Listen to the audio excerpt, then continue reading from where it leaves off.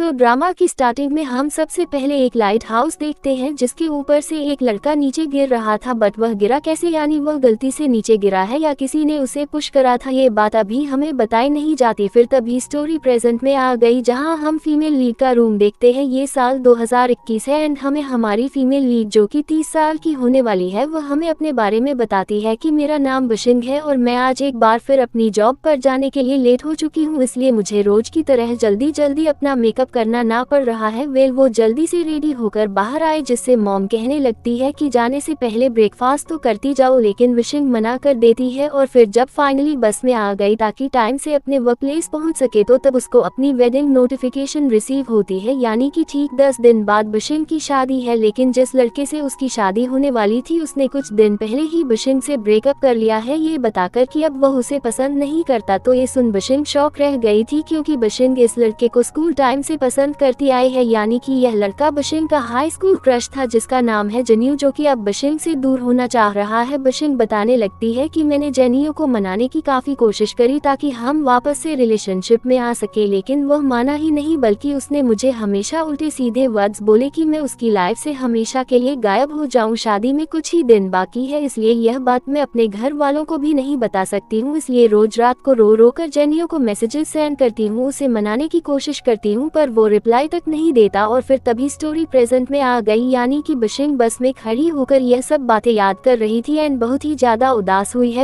अब वो जल्दी से भागती हुई अपने वर्क प्लेस आती है जो कि एक जू है। यहाँ बिशिंग ऑफिस वर्क तो करती ही है, साथ ही उसे कॉस्ट्यूम पहनकर शाम में बच्चों के साथ खेलना भी होता है, इसलिए जब लास्ट में वह रेस्ट कर रही थी तो तब उसे फिर से जनू की बातें याद आने लगी कि कैसे शादी में सिर्फ 10 दिन बाकी है और मेरे घर वाले शादी की तैयारियों में लगे हुए हैं, बट जेनियो मुझसे ब्रेकअप कर चुका है, ये बोलकर कि वह मेरे लिए कुछ फील तक नहीं करता। इसलिए मन ही मन फिर से वह उदास होने लगी, इतना ज्यादा कि वह लेट नाइट ड्रिंक करती है और काफी ज्यादा ड्रंक होने के बाद एक रिवर के पास आ जाती है और यहाँ खड़ी होकर जेनी को काफी कुछ उल्टा सीधा बकने लगी कि पता नहीं तुम आखिर खुद को समझते क्या हो जो तुमने मुझे अचानक शादी के लिए मना कर दिया। तो तब एक मिस्टीरियस अंकल उससे बात करते हैं जो कि पूछने लगे कि तुम्हारा ब्रेकअप हो चुका है ना, क्योंकि यहाँ पर लड़कियां अकेले होकर तभी आती हैं जब उनका ब्रेकअप होता है। बिशिंग बताती है कि हाँ ऐसा ही है, पर कोई नहीं, मैं सब ठीक करने की कोशिश करूंगी। कि तभी वो मिस्टीरियस अंकल अचानक बिशिंग के पीछे आ गए एंड कहने लगे कि उस चीज के पीछे भागना छोड़ दो जो तुमसे बिलोंग नहीं करती है, क्योंकि जो तुम्हारे नसीब में नहीं है वो तुम्हें लाख कोशिश करने पर भी नहीं मिलेगा। और फिर तभी उन्होंने बिशिंग को फिश रोड दी, यह बताकर कि खुशियों से भरी दुनिया तुम्हारे पीछे थी पर तुमने उसे कभी नोटिस ही नहीं करा, इसलिए दोबारा मौका मिलने पर अपनी खुशियों को हाथ से जाने मत देना। बिशिंग ये सब बातें सुनकर पीछे देख ही रही होती है और फिर जब जैसी टर्न हुई कि तभी अंकल गायब हो गए। बिशिंग को लगता है कि शायद मैं कुछ ज्यादा ही ड्रंक हूँ इसलिए अंकल को जाते हुए देख नहीं पाए।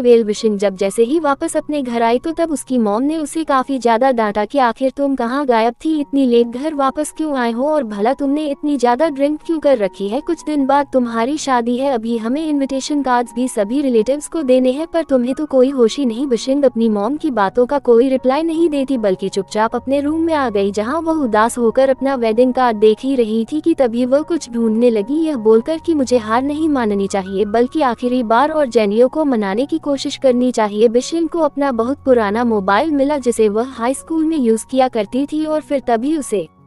अपनी हाई स्कूल यूनिफॉर्म भी मिल गई, जिन दोनों का फोटो क्लिक करके वह जैन को भेजती है इस वॉइस मैसेज के साथ कि हमारा प्री वेडिंग शूट तो हो चुका था पर बस स्कूल यूनिफॉर्म शूट बचा था जो कि कल होने वाला था, इसलिए मैं तो कल हमारी पुरानी यूनिफॉर्म पहनकर स्कूल पहुंच जाऊंगी, अगर तुम भी वहां आए मुझसे मिलने तो तब मैं सब भूल जाऊंगी कि हमारे बीच ब्रेकअप जैसी भी कोई बात हुई थी, यानी मैं तुमको वापस से एक्सेप्ट कर लूंगी बिना कुछ पूछे। कि तभी यह सीन यही कट हो गया और अब हमें नेक्स्ट डे बिशिंग को स्कूल में आते हुए दिखाया गया जहां वह अपनी पुरानी यूनिफॉर्म पहनकर आई है और बोल रही है कि वाह ऐसा फील हो रहा है कि जैसे मैं वापस से अपने स्कूल के दिनों में वापस आ चुकी हूँ, यानी चीजें आज भी पहले जैसी लग रही है। वो एक जगह बैठती है एंड जनू के आने का वेट करने लगती है पर बहुत देर हो गई और वो आया ही नहीं। बिशिंग ने अपना पुराना मोबाइल निकाला एंड उसमें जो उसने पहले मैसेजेस सेंड कर रखे थे वो उन सभी ओल्ड मैसेजेस को देखने लगी, पर जब जैसे ही उसने एक मैसेज को डिलीट करा कि तभी कुछ हुआ एंड बिशिंग प्रेजेंट से डायरेक्ट पास्ट में आ गई, यानी कि टाइम ट्रेवल हो चुका चुका है और बहुत तेज बारिश हो रही थी, इसलिए कोई पीछे से आकर विशिंग को अम्ब्रेला में कवर करता है। विशिंग समझ नहीं पाए कि भला ये कौन है, और फिर जब जैसे वो टर्न हुई तो पता चला कि यह वही लड़का है जिसको स्टार्टिंग में हमने लाइट हाउस पर से गिरते हुए देखा था। एक्चुअली अभी विशिंग को पता नहीं है कि वह टाइम ट्रेवल करके टाइम में काफी पीछे आ चुकी है, यानी अपने स्कूल डेज में विशिंग उस लड़की से पूछती है कि भला तुम कौन, तो तब वो लड़का कुछ नहीं बोलता, और फिर जब विशिंग को जेनियो आता हुआ दिखा तो वो खुशी से भागती हुई उसके पास चली गई एंड कहने लगी कि मुझे पूरा यकीन था कि तुम जरूर आओगे, क्योंकि तुम शादी के कुछ दिन पहले मुझे छोड़कर थोड़ी ना जा सकते हो। तो तब जैन, जो कि पास्ट वाला जैन है, वो पूछने लगता है कि भला तुम ये क्या बकवास कर रही हो, मैंने कितनी बार तुमसे कहा है कि मुझसे दूर रहो, क्या तुम्हें समझ नहीं आता, अननोइंग कहीं की। और फिर तभी यहाँ से चला गया, जिसको विशिंग बस देखती रह जाती है कि जब इसे वापस रिलेशनशिप में आना नहीं था तो यह मेरे कहने पर यूनिफॉर्म पहनकर यहाँ आया ही क्यों। वेल, अब हम बस का सीन देखते हैं जहाँ विशिंग जने की वजह से काफी ज्यादा उदास थी, लेकिन जब नोटिस करती है कि उसके पीछे वही लड़का है जो अभी कुछ देर पहले मिला था, इसलिए विशिंग उसे थैंक्स करने लगी अम्ब्रेला में कवर करने के लिए। और जब जाने वाली होती है तो तब वो लड़का बोलता है कि मेरी अम्ब्रेला ले जाओ क्योंकि बाहर बारिश हो रही है। विशिंग ने थैंक्स करा और अम्ब्रेला लेकर बस से उतर गई, लेकिन जब वह यहाँ से जा रही थी तो उसे फिर से मिस्टीरियस अंकल की बात याद आने लगी कि पूरी दुनिया और खुशियाँ तुम्हारे पीछे है। इसलिए जब वो पीछे देखती है तो उसे कोई नहीं दिखा, इसलिए कहने लगी कि अंकल की बातें बकवास थी, और फिर तभी यहाँ से चली गई। जिसके थोड़े आगे जाते ही वह लड़का भी बस से बाहर आता है। बाय द वे, इसका नाम है वंगसेन स्कूल टॉपर, जो कि विशिंग को जाते हुए काफी ध्यान से देखने लगा, जैसे कि उसने हर बार ही विशिंग को नोटिस करा है, पर बस विशिंग ने कभी वंगसेन को नोटिस नहीं करा। साथ ही हमें यहाँ 2010 का कॉलेज एंट्रेंस एग्जाम बोर्ड दिखाया गया, यानी कि विशिंग 2021 से डायरेक्ट 2010 में आई हुई है। वेल, विशिंग अब अपने घर आई जहाँ उसने वंगसेन की दी हुई अम्ब्रेला को रखा, और अब क्योंकि जन्यू की वजह से वह काफी ज्यादा उदास है, इसलिए ये तक नोटिस नहीं करती कि उसका घर कितना ज्यादा चेंज हुआ है। एंड टीवी पर 2010 की न्यूज चल रही थी। विशिंग अपने रूम में आकर डायरेक्ट अपने बेड पर लेट गई, यानी उसने अपने रूम को भी नोटिस नहीं करा कि पहले ये कैसे एकदम चेंज हुआ करता था, यानी कि एकदम अलग। वॉल्वर विशिंग की फेवरेट एनीम कैरेक्टर की फोटोज भी थी कि तभी अचानक विशिंग के पुराने मोबाइल में कुछ होने लगता है, यानी कि नॉन स्टॉप काफी सारे मैसेजेस आने लगे किसी ब्रेकिंग न्यूज के, और फिर तभी वापस से टाइम ट्रेवल हुआ एंड विशिंग प्रेजेंट टाइम यानी 2021 में वापस आ गई। वेल, वो यहाँ सो ही रही थी कि तभी उसे अपनी बेस्ट फ्रेंड की कॉल आती है, जो कि पूछने लगती है कि शादी की तैयारियां कैसी चल रही हैं, क्या सभी इनविटेशंस कार्ड बढ़ गए। तो तब वसीम ने बताया कि हाँ, सब ठीक चल रहा है, तुम बताओ तुम कब वापस आओगी। तो तब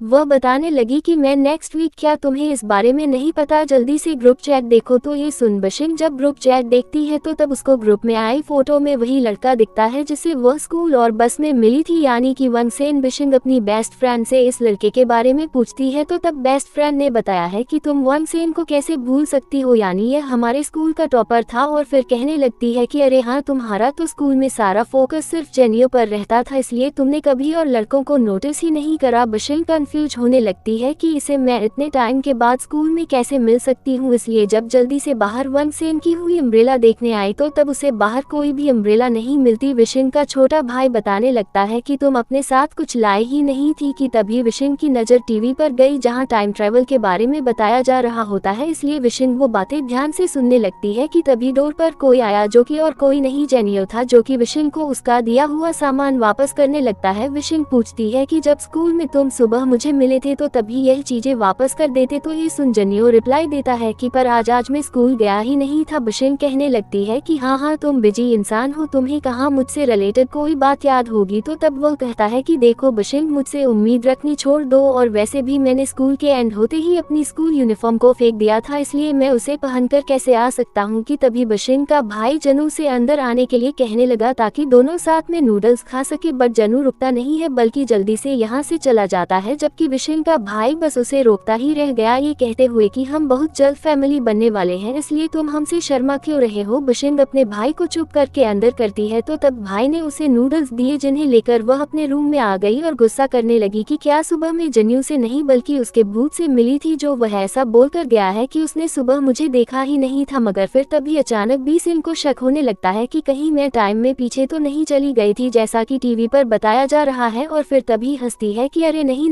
ऐसा होना बिल्कुल भी पॉसिबल नहीं, मतलब कि मैं चीजें सोच भी कैसे सकती हूँ। लेकिन फिर उसने ध्यान से सभी बातों को याद करा और रियलाइज करा कि जब मैंने पुराने मोबाइल के मैसेज को डिलीट करा था तभी अचानक से सब चीजें चेंज हो गई थी। इसका मतलब कहीं मोबाइल में मैसेज डिलीट करने की वजह से टाइम ट्रेवल तो नहीं हुआ था, इसलिए तभी अपना पुराना मोबाइल उठाती है और यहाँ जब जैसे उसने एक और मैसेज डिलीट करा कि तभी मैजिक हुआ और वो फाइनली टाइम में काफी पीछे यानी कि अपने स्कूल डेज में वापस आ गई। बशिंग काफी बुरी तरह बशौक रह जाती है इस नज़ारे को देखकर कि यह तो सच में वक्त कर रहा है, यानी कि मैं सच में 2021 से डायरेक्ट पीछे टाइम यानी 2010 में आ चुकी हूँ। हमें यहाँ पर जनू भी दिखाया गया जो कि सामने से आ रहा था, तो तब जनू का दोस्त बिशिन को देखकर कहने लगा कि अरे देखो वो रही तुम्हारी शैडो, यानी लगता है कि यह फिर से तुम्हारा वेट कर रही है। तो तब जेनियो बिशिन के पास आता है और चिढ़कर कहता है कि मैं तुम्हें कितनी बार समझाऊं कि मुझसे दूर रहो, क्या तुम्हें इंसानों की भाषा समझ नहीं आती, अननोइंग कहीं की। और फिर तभी यहाँ से चला गया जबकि बिशिन उसे बस देखती ही रह जाती है और फिर कहने लगती है कि मुझे सच में यकीन नहीं आ रहा है कि हाई स्कूल टाइम में मुझे इस जर पे क्रश था। वेल फिलहाल बिशिन ने अपना मुंह ठीक करा, फिर वह खुशी खुशी पूरे स्कूल को देखती है। फिर अच्छे से उसने अपनी पूरी सिटी को देखा कि पहले चीजें कितनी अलग हुआ करती थी। फिर अब वह अपने घर आई जहाँ वह घर को भी काफी ध्यान से देखती है कि पहले सब कुछ एकदम अलग हुआ करता था। फिर वह अपने रूम में आए और इस जगह को भी बहुत ध्यान से देखने लगी कि पहले सब चीजें कैसे अलग अलग रखी रहती थी। लेकिन जब उसकी नजर अपने रूम में रखी जन्यू की फोटोज पर गई तो तभी वह उन्हें निकाल देती है और फेंक देती है। बिशिन की मॉम और फादर जब वापस घर आए तो द बिशिन अपनी मॉम को देखकर उनकी नॉन स्टॉप तारीफ करने लगी कि मॉम पहले आप एकदम चेंज थी, मतलब कितनी ज्यादा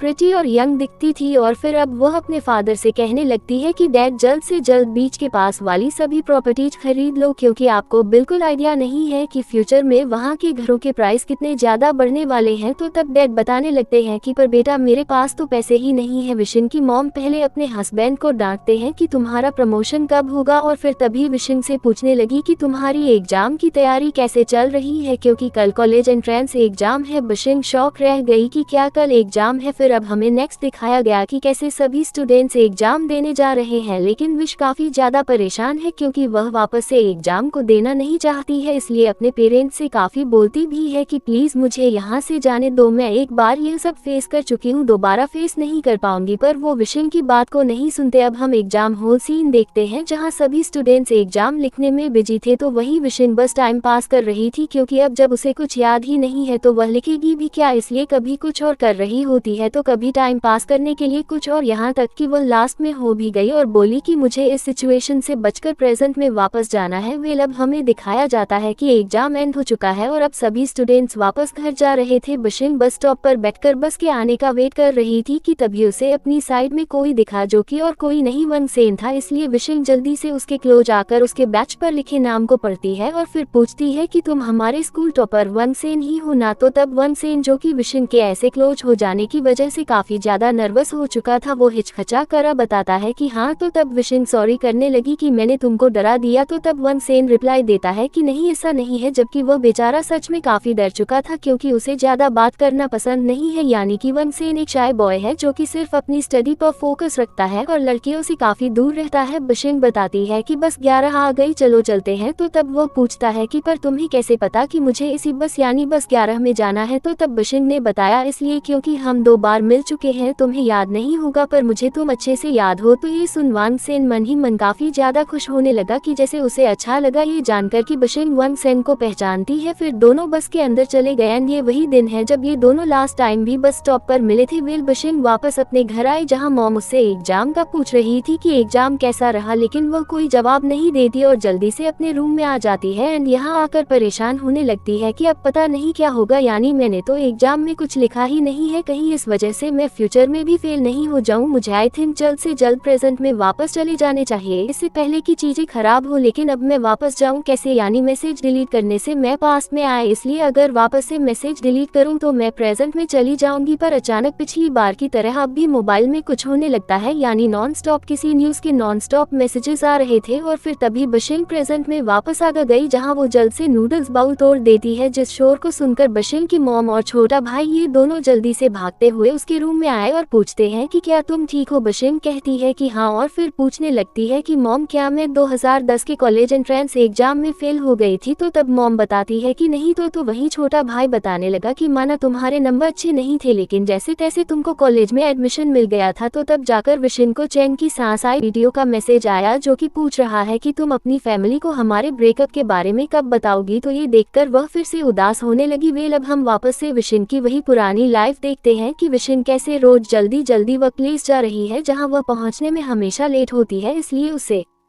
काफी डांट भी पड़ती है, उसे बच्चों से पिटना भी पड़ता है जब वह लास्ट में टेडी कॉस्ट्यूम जॉब करती है। और बस ऐसे ही विशिंग की लाइफ चलती गई, यानी कि विशिंग को रिग्रेट हो रहा है कि काश मैंने पास्ट में फ्यूचर को सीरियस लिया होता तो आज मेरी लाइफ एकदम अलग होती, यानी काश जन्यू को फॉलो करने से अच्छा मैंने स्टडी पर ध्यान दिया होता तो आज सब कुछ अच्छा होता और उसके जाने पर मुझे दुख भी नहीं होता। इसलिए जब एक रात वह अकेले बैठकर यही सब बातें ध्यान से सोच रही थी कि तभी उसे एक आइडिया आया, यानी कि विशिंग ने कॉलेज एंट्रेंस एग्जाम 2010 के आंसर सर्च करे। इसका मतलब विशिंग वापस से पास्ट में जाने की प्लानिंग कर रही है ताकि एग्जाम में फुल मार्क्स ला सके और अपना फ्यूचर ब्राइट कर सके। फिर बस होना क्या था, पास्ट में जाने से पहले विशिंग ने मन लगाकर सभी आंसर्स को याद करना शुरू कर दिया। मॉम पूछती भी है कि भला तुम ये क्या याद कर रही हो, तो तब वो एक्सक्यूज देने लगती है कि एक्चुअली ऑफिस में कोई कंपटीशन होने वाला है इसलिए यह उसी सब की तैयारी है। और फिर अब वो अपने रूम में आ गई जहाँ में दिखाया जाता है कि इस बार विशिंग ने सभी एग्जाम आंसर्स को अच्छे से याद कर लिया है, इसलिए कहने लगती है कि इस बार टॉप तो मैं ही करूंगी, यानी कि अब मैं अच्छे से रेडी हूँ पास्ट में जाने के लिए और अपने एक्स को उसकी जगह दिखाने के लिए ताकि रिग्रेट मुझे नहीं बल्कि उसे फील हो। और बस फिर इसी सीन के साथ यह पार्ट यहीं पर एंड हो जाता है।